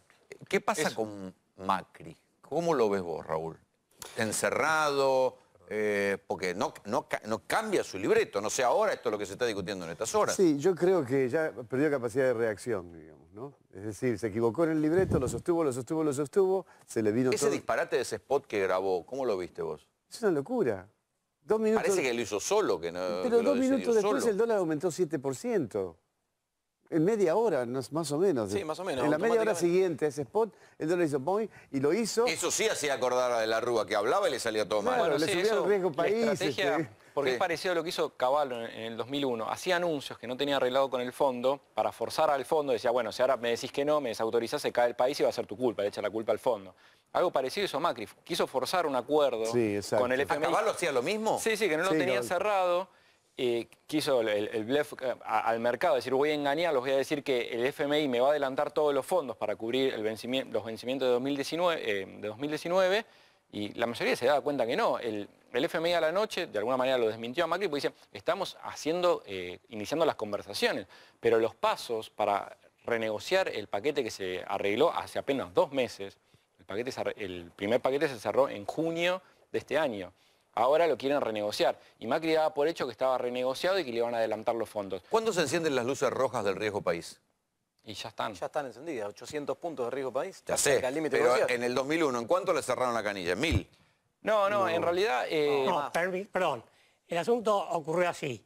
En junio del 2001 se dieron cuenta que había tantos vencimientos que tenían que hacer el megacanje, cambiar todos los bonos que vencían inmediatamente el 2002, 2003, por bonos que vencían después del 2005. Entonces, organizan el megacanje. Le pagan 150 millones de dólares al JP Morgan y al Credit Suisse First Boston para que haga el megacanje. Lo hacen y resulta que se dan cuenta que los nuevos bonos, los que vencían más adelante, daban una tasa interna de retorno del 17%, lo cual era de locos, 17% en dólares. Entonces, bueno, igual lo hacen para pagarle los 150 millones de dólares de comisión al JP Morgan y al Credit Suisse Boston. Fue un negociado. Pero inmediatamente se dan cuenta que eso no cierra y entonces De la Rúa lanza un decreto de necesidad y urgencia con el número 1367, que es larguísimo, ¿no? Y adentro estaba escondido un canje arbitrario hecho por la fuerza de los bonos que acababan de emitir recién y pagar 150 millones de dólares. Escondido lo venía. Estaban escondiditos ahí. Había un capítulo que se refería al cambio de los bonos que daban el 17% por bonos consolidados del gobierno nacional a una tasa mucho más baja. Y como el trato con el fondo era que el canje de deuda debía hacerse en condiciones de mercado, el fondo cuando vio ese perro que le metía De la Rúa y Cavallo, dijo, no, muchachos, acá no, esto no es lo que hablamos, y entonces el 28 de noviembre del 2001 les negó el desembolso y listo. Bueno, pero entonces, esto no es lo que hablamos. Esto no es lo que hablamos, también está pasando Macri, ahora. Yo le pregunto. Macri es muy distinto, porque Macri tiene una excelente relación con el Fondo Monetario. No es como Cavallo, dice usted. Claro, porque Cavallo le quiso meter el perro, ¿no? Y además, la Ann Kruger estaba con la idea de que no se podía pensar que el Fondo Monetario sea el salvador de los acreedores, que venga a hacer el bailing out, a prestarle a los países que no podían pagar, entonces pagaba el Fondo Monetario y ponía la plata. Esa era la doctrina que prevalecía en ese momento. En cambio ahora, lo que pasa con Macri es completamente distinto. A Macri lo ven como un político que simpatiza con todos los países desarrollados, con Trump, con o sea, usted dice que no lo van a dejar caer. Entonces no lo van a dejar caer, creo yo. Yo le voy a decir una cosa. Una vez en Intratables, al señor Sturzenegger, antes de hacer esta gestión que hizo en el Banco Central bastante patética, le pregunté, digo, ¿cómo hicieron un megacanje usted y Cavallo que duró 6 meses? Digo, no se entiende, 50.000 millones de dólares y duró 6 meses, algo se equivocaron, digamos. Es como perder. Y me dijo, mire, te voy a decir una cosa, dijo, porque es medio irónico o le gusta, no sé, como hacerse el gracioso, y dijo, debe estar el tape por ahí. Cuando llegamos a Nueva York, que estábamos negociando, la gente me decía, ¿pero qué están firmando si esto ya se cae? Y le digo, ¿y entonces para qué lo hicieron? Para darle tiempo a la baña que después haga la renegociación. Como que si hubiera sabido que se iba a caer, como si fuera un chiste. Y lo premiaron dándole el Banco Central de nuevo, que es lo que hicieron con este muchacho. Por eso yo creo que esto no es casualidad, es que venían a hacer un negocio. Pero hay algo que es distinto y tiene razón el doctor, que acá no hay vencimientos. Hasta el año que viene hay vencimientos muy pequeños. Entonces, para que haya un default tiene que haber algo que pagar y no hay grandes pagos que hacer. Agustín. No hay grandes pagos en el corto plazo. El gobierno va a ser apoyado por el Fondo Monetario y es distinta a la situación del 2001. Sí. No, digo, el fantasma del default aparece porque se hace la cuenta para adelante. El mercado financiero descuenta expectativas, te mira para adelante, descuenta a hoy y toma decisiones. Entonces lo que te dice es, alcanzan los dólares de acá para adelante. Fíjate lo grave del otro día. Duhovne había dicho, el programa financiero 2018-2019 está cubierto, hacen falta 7.500 millones de dólares. Era mentira, muchos dijimos que era mentira. El presidente, cuando da el anuncio la otra mañana, desmiente de alguna forma al ministro. Ahora, el anuncio del otro día del presidente, ¿fue inocente? ¿Se equivocó? ¿Quiso calmar el mercado subió? Yo creo que no. Yo creo que fue una decisión deliberada de generar lo que ocurrió para generar un shock que lleve el dólar donde lo lleve, ir ahora al Fondo Monetario y decirle, mira, te pulvericé los salarios en dólares. No, eso es demasiada inteligencia. ¿Qué le decís al fondo? ¿Querés que te cierre? Para cerrar el frente externo, y ahí sí coincidimos con lo que dijo recién con ella, tenías que tener un dólar de 42 pesos. Si no, el frente externo no te cerraba. El Fondo Monetario te decía, yo no te voy a dar los dólares para que los argentinos viajen al exterior, fuguen la guita, importen pavadas. Entonces cerrame ese frente. Con el dólar en 42 le demostraste que lo cerraste y además pulverizaste los salarios. Y licuaste una parte del déficit, pero igual pero es un tiro en el pie, ¿o no? Pulverizaste los salarios en dólares. Pero el trabajador que no viaja todos los años a ver la Gioconda en el Museo del Louvre, no le interesa el salario en dólares. Sí, porque se lo pulverizó por inflación, porque usted cree que no se traslada a precio. El costo de la vida. A ver, pero se lo destruí con el costo de la vida, porque vamos a tener una inflación de 50%. Si la devaluación se hace bien, no. Tiene la palabra el doctor Aragón. Eso es atribuirle demasiada inteligencia a Macri. No, inteligencia no. Déjame terminar, por favor. Pero porque le estás pegando el palo adentro, Raúl. Déjame terminar. Eso es como decir que sabe jugar al ajedrez con 5 jugadas anticipadas y no saben hacer eso. Entonces estamos en problemas. No era el mejor equipo. El mejor equipo de los últimos 50 años, o sea, eso te pone en el 68, Onganía. Bien. Okay, que no era un muy buen equipo. Yo te digo una cosa. Mal no le fue, che. A Krieger Bacena mal no le fue. Onganía generó empleo. La devaluación de Krieger Bacena fue perfecta. Fue perfecta, es cierto, sí. Mal no le fue. Bueno, es mejor que somos mejor 250, 350, ¿no es cierto? En lugar de haber traslado a precio cero y hubo expansión de la economía. Sí. Bueno, pero a estos muchachos, una de dos, o lo hicieron porque fueron a hacer un negocio, o se están pegando un tiro en el pie. Yo creo que se están pegando un tiro en el pie porque sí hay traslado a precios. Claro. Hasta un límite, ¿no? Es cierto que cuando se devaluó de 1 a 4... Permítame, profesor. Cuando se devaluó de 1 a 4, no hubo todo ese traslado a precios porque, en definitiva, el poder de compra te pone un límite. Pero todavía no llegamos a ese límite. No, hoy tenés un traslado de la mitad. Todavía viene un traslado. Y el otro problema es que en aquel entonces, en 2001, las tarifas no estaban dolarizadas. Claro. Ahora sí. Lo que acabo de decir. Vos tenés tarifas dolarizadas que inevitablemente van a las pueden desdolarizar si quieren.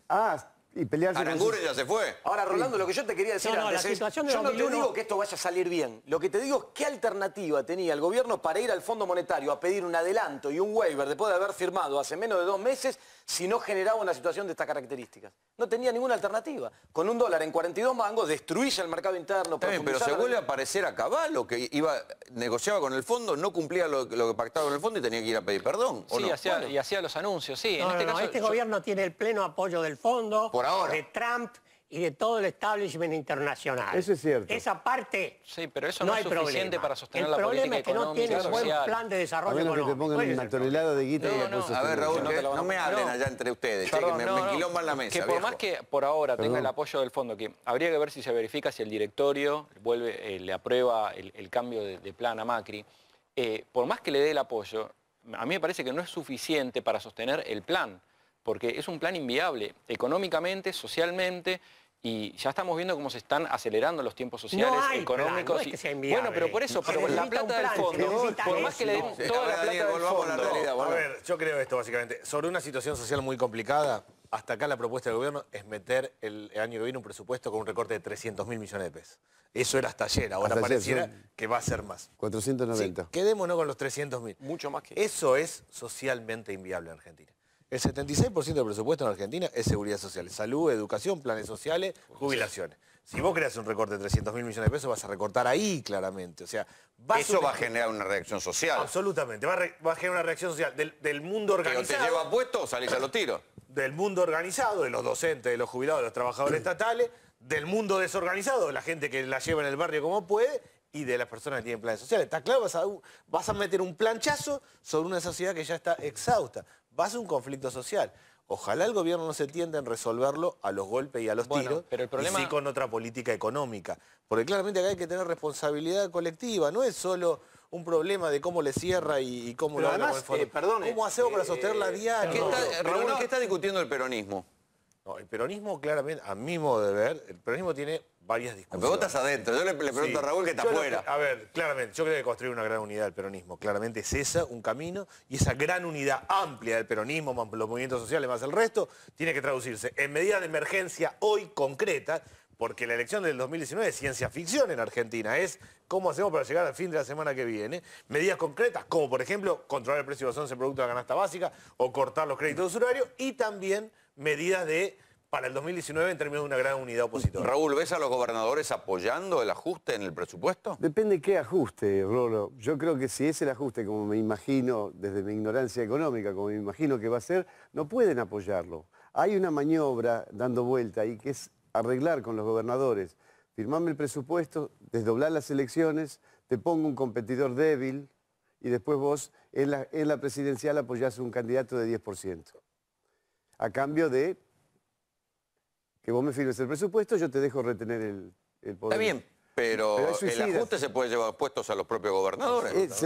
Indudablemente. Aparte el ajuste va a ser mucho más fuerte de esos 300.000 millones de pesos, entre otras cosas porque el Fondo Monetario el lunes se va a blanquear que le pide déficit cero. Ya no es la meta de 1.3. ¿Cuánto es déficit cero? ¿Cuánto necesitas para ajustar cuánto? Y tenés que ajustar un punto más del producto de 360.000, te vas a lo que vos dijiste, más o menos 450.000. Lo que pasa es que tenés otro factor agravante, que es que la recesión te hace que recaudes mucho menos. Entonces el ajuste del gasto tiene que ser mucho más fuerte, con lo cual te podés ir arriba de 500.000. Nunca pasó.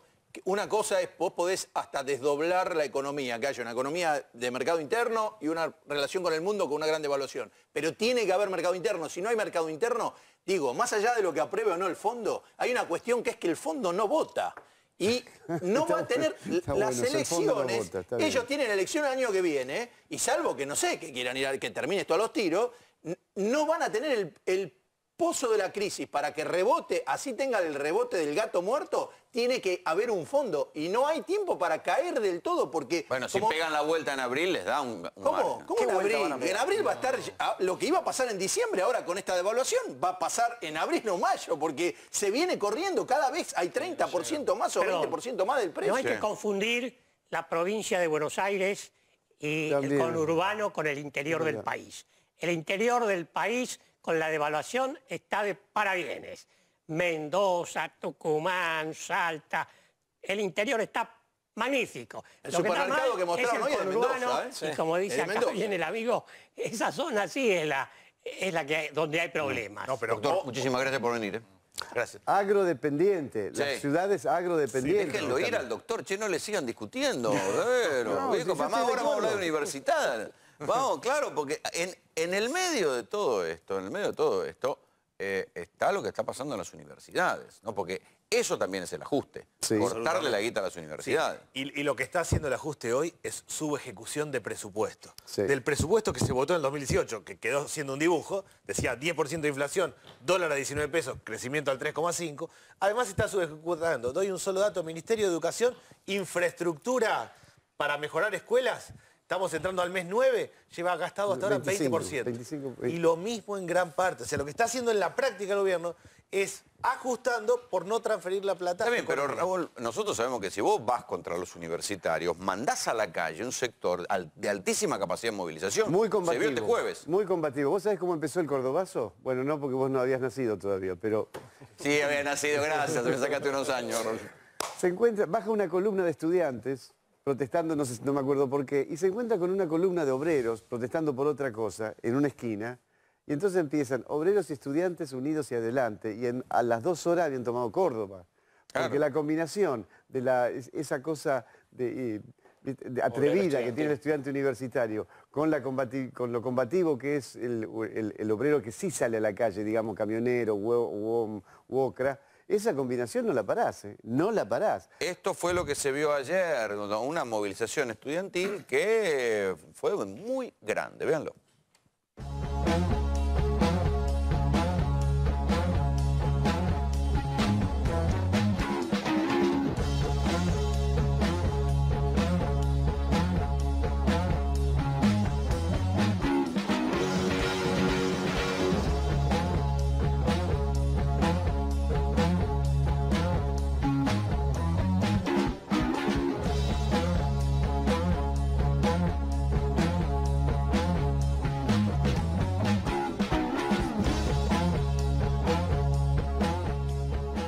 Claro, los drones ahora permiten que se vean las movilizaciones en su tamaño. Y esto fue lo que se vio ayer en las calles de Buenos Aires. Aquí estoy con Mario Lozano y Jaime Persic, son de la Universidad de Quilmes y de la Universidad de Hurlingham.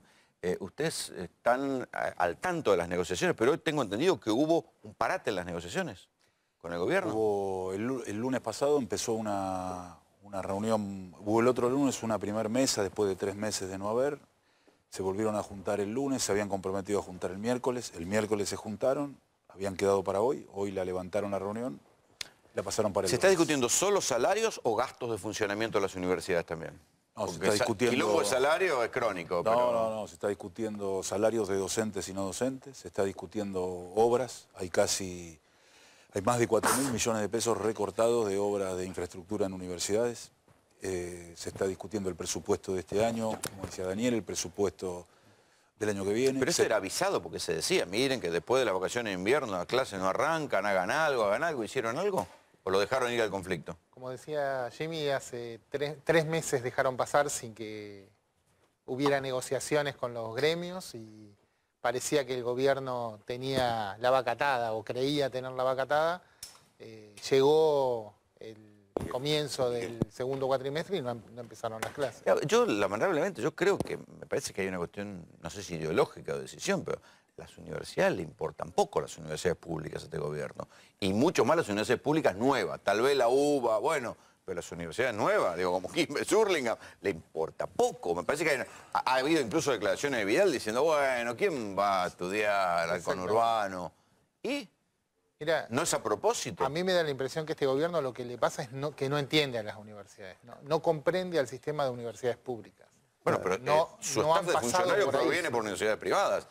Macri es el primer presidente que viene de una universidad privada. Bueno, yo supongo que ahí está parte de la razón por la cual están tan alejados de lo que se necesitan y la importancia que tienen las universidades públicas para la Argentina. Yo creo que si vos le ofreces en este contexto económico, bueno, ustedes hablaron un rato largo de eso, 15% de aumento y un poco más a los docentes y a los no docentes.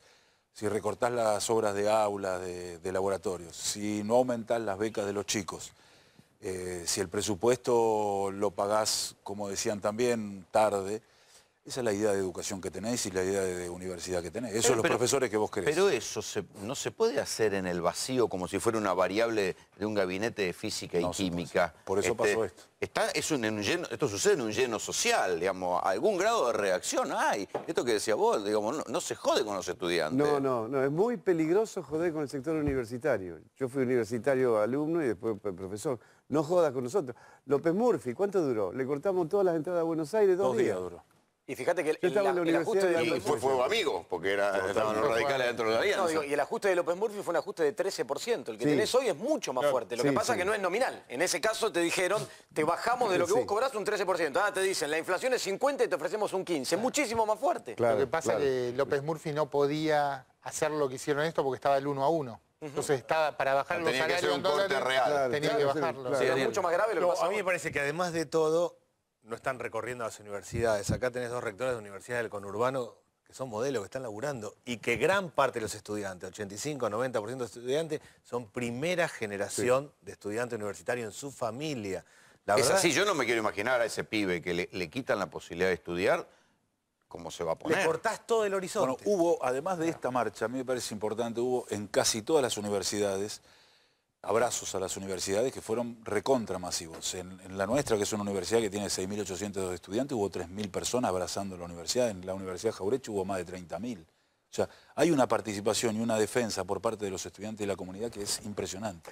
Y la movilización no fue solo esta, de todo el país. Hay una cosa adicional, que esto ha roto las barreras tradicionales que siempre existieron entre los universitarios y el resto del pueblo. Acá, en esta movilización, había movimientos sociales, había gente no universitaria, no de la comunidad directamente universitaria, lo mismo que en los abrazos. ¿Qué pasa en el interior? ¿Qué le sugiere? Lo mismo. En Córdoba fue impresionante, en Mendoza.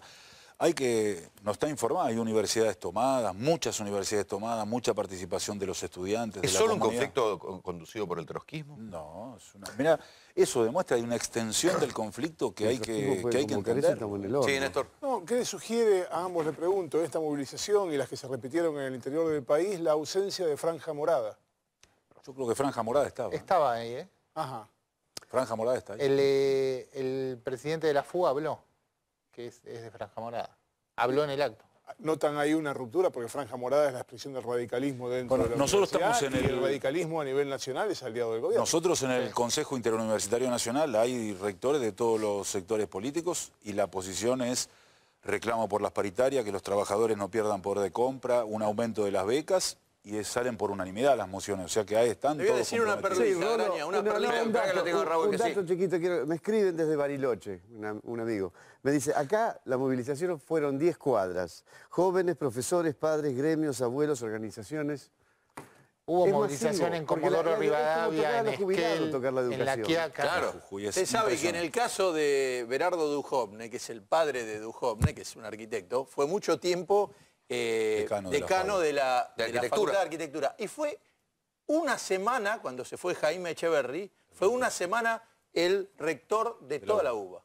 Así que podría... Bueno, Nicolás Duhovne debe ser uno de los pocos de este gobierno que se recibió en la universidad pública, en la UBA. Pero tendría que tener un poquito, ¿no? Un poquito de... No me hagan cara. No, digo, sí, después decidió mandar la guita afuera y hacer todas estas cosas que sabemos. No, está bien. No es ninguna garantía recibirse en la universidad. No, Martínez de O también, ¿eh? Caballo se recibió en la Martínez de O también. Martínez de O, bueno. Martínez de O también, es cierto. Lo que está claro, me parece a mí, que las universidades y las escuelas es de lo poco que está quedando en pie. Lo que nadie debería hacer en un contexto donde se está desacomodando todo, es desacomodar lo que está en pie. El conflicto de la provincia de Buenos Aires con los docentes, con las escuelas, es absurdo. En un esquema donde se desacomode y lo único universal, lo único que confía en la familia, lo único que hay es la escuela. La primera trinchera del Estado. Bueno, ¿y cómo vas a ir contra eso? Tenés crisis de equipamiento y crisis docente. Bueno, ¿usted se acuerda cuando fue a Lo que no Davos? debería hacer es eso, ir contra eso, es ir a desacomodar lo único que está sosteniendo la vida cotidiana en los barrios. Cuando Macri fue a Davos, que lo llevó a Massa, en un momento que ahora salió a decirle Prat Guy que tradujo lo que quería él para quedar bien con el mundo, mostrando una unidad mayor de la que había, resulta que mostraban números que decían Argentina es un país que tiene esta cantidad de gente universitaria, la gente tiene jubilaciones en dólares de estos niveles. Ponían los números anteriores como una cosa elogiosa para el mundo y que permitía la productividad. Porque, ¿por qué están en contra de la devaluación que propone Conesa?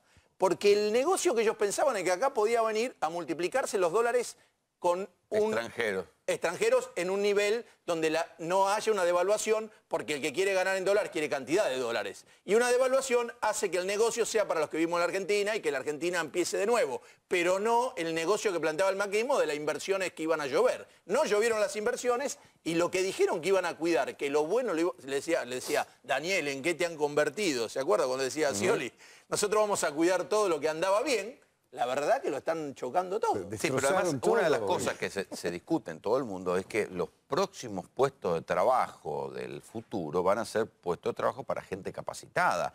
Mayor cantidad de universidades en sectores populares es capacitar. Hoy por las universidades para empleos más capacitados serán como las viejas escuelas de artes y oficios, que capacitaban gente para el mundo del trabajo. Entonces ponerles una bomba presupuestaria a las universidades hoy también es pegarse un tiro en el pie.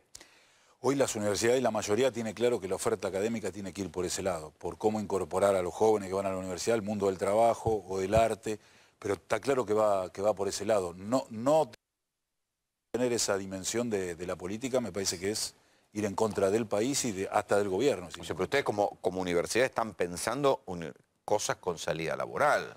Nosotros tenemos todas carreras claramente orientadas a la salida, porque este es un debate creo que superado. Técnico eléctrico, técnico en laboratorio, es así, está pensado para ese lado. Y la gente va a buscar esas carreras también. Las nuevas universidades han desarrollado toda una serie de nuevas carreras que tienen que ver con aplicaciones de tecnologías al mundo laboral, incluso muy novedosas, ¿no? Como fue en su momento la biotecnología, que no existía hace 20 años y empezó en las universidades nuevas. Y tienen unas tecnicaturas que buscan la salida laboral. Entonces digo, eso, ¿quién lo va a hacer después? ¿Solo las privadas? Eso no lo hacen las privadas, porque las privadas lo que hacen es aquellas carreras que son, entre comillas, baratas. Pero vos no tenés en las privadas un desarrollo de las carreras de ingeniería, porque son carreras caras, que llegan, ¿sí? Por supuesto, que llegan pocos estudiantes. No hay muchas universidades privadas que tengan licenciatura en química. Claro, porque hay que tener un laboratorio, hay que tener laboratorio, profesores que tengan doctorado, hay que hacer investigación. Lo que encontrás ahí son las otras carreras. Derecho, economía. Contador, psicología, que está bien, la verdad que tiene que haber oferta para todos, pero el único que puede proveer esa formación en carreras, en tecnicaturas duras para la ciencia, para la industria, es el Estado. ¿Pueden seguir funcionando las universidades con esta plata? Cada vez menos. Digamos, hay universidades que ya con este presupuesto devaluado que tenemos, porque hay que recordar, lo dijeron hoy, este presupuesto fue votado con una pauta inflacionaria que no es la que está ahora, y por lo tanto ya el presupuesto actual, el de 2018, está devaluado. Hay universidades que no están, ya avisaron que no pueden llegar a pagar los sueldos de noviembre. Y además los insumos, tienen insumos en dólares, ¿no? Bueno, yo te digo, casi es otra cosa, ¿no? Casi todas las compras de las universidades tienen precio de dólar, claro. Casi todas, porque computadoras, claro. Los libros están dolarizados en Argentina. Para la química, ¿no? Claro. Los reactivos, los equipos. Todo, yo te diría que las tarifas ahora. Muchachos, casi todo dolarizado. Muchísimas gracias por venir. Al contrario, gracias a ustedes. Gracias a la mesa, gracias por venir. Gracias. Nosotros nos vamos, esto fue GPS. Queremos agradecerle a la gente de Los Panqueques de Hernán que nos manda comida para que aguantemos hasta esta hora. Nos vamos, chao.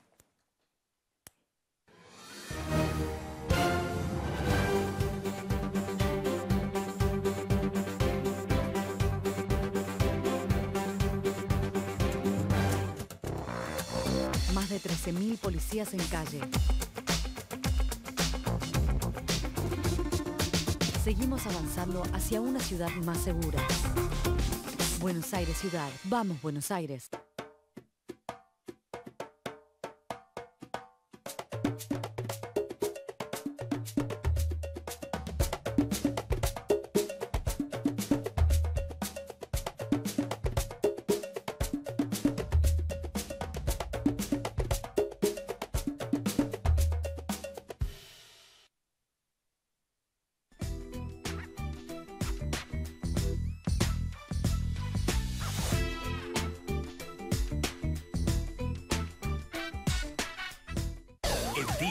Nos hicimos cargo de la seguridad antes que nadie y hoy nos superamos una vez más.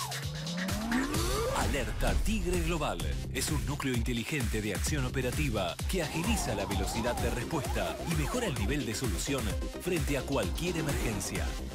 Alerta Tigre Global, la seguridad del futuro, la tranquilidad de hoy.